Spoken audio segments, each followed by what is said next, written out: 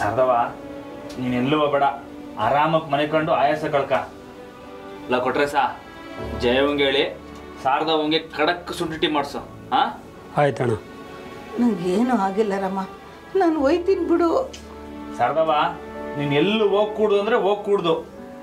ಕೊಟ್ರೆ ಜಯವಂಗೆ ಹೇಳು ಶಾರದವಂಗೆ ಕೈಲಿ ಯಾವ ಕೆಲಸನ ಮಾಡಿಸ್ಬಾರ್ದು ಅಂತ. ಹಾಂ ಹೋಗೋಗಿ ನೀನು ಟೀ ಮಾಡಿಸ್ ಹೋಗು. ಸರಿ ರಾಮಣ್ಣ. ಸಾಹೇಬ್ರು ಬಂದಿರೋ ಸಮಯದಾಗ ನಾನು ಈ ರೀತಿ ಮನೆ ಕಂಡ್ರೆ ನಡೀತೈತಾ? ನಡೀತೈತೆ, ಎಲ್ಲ ನಡೀತೈತೆ. ನೀನು ಚಿಂತೆ ಮಾಡಬೇಡಿ ಶಾರದಕ್ಕ, ಆರಾಮಾಗಿ ಮಲಿಕಳಿ. ಹಾಂ ಈಗೇನಾಗೈತೆ? ಏನೂ ಆಗಿಲ್ಲ. ಅಪ್ಪಯ್ಯ ನೋಡಿಲಿ, ಶಾರದವ ಯಾವಾಗಲೂ ಹಿಂಗೆ ಹೇಳೋದು. ನಾನು ಇಲ್ಲೇ ನೋಡ್ಕೊತೀನಿ. ನೋಡಿದ್ರ ಮಗ ಹೆಂಗೆ ಕಾಳಜಿ ತೋರಿಸ್ತಾವನೆ ಅಂತ.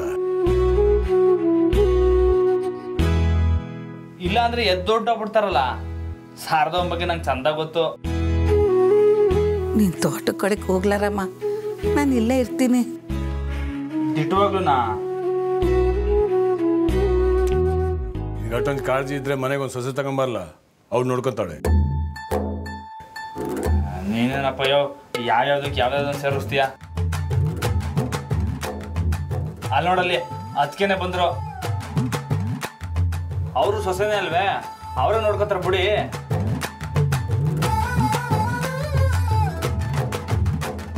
ಶಾರದಕ್ಕ ಏನಾಯ್ತು? ಏನಿಲ್ಲ ಸೊಸೆಮ್ಮ, ಹೊಸಿ ಸುಸ್ತು ಅಷ್ಟೇ.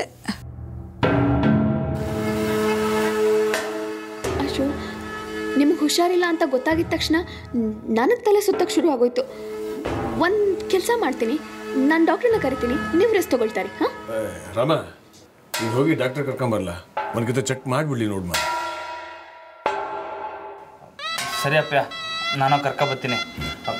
ಶಾರದವ ನೀನು ಎಲ್ಲೂ ಹೋಗ್ಬಾರ್ದು, ಇಲ್ಲೇ ಇರಬೇಕು. ಈಗಲೇ ಹೇಳ್ತೀವನೇ. ಆಯ್ತು.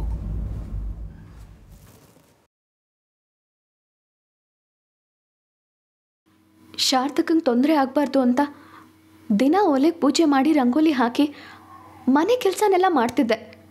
ಆದರೂ ಶಾರದಕ್ಕಂಗೆ ಹುಷಾರಿಲ್ವಲ್ಲ.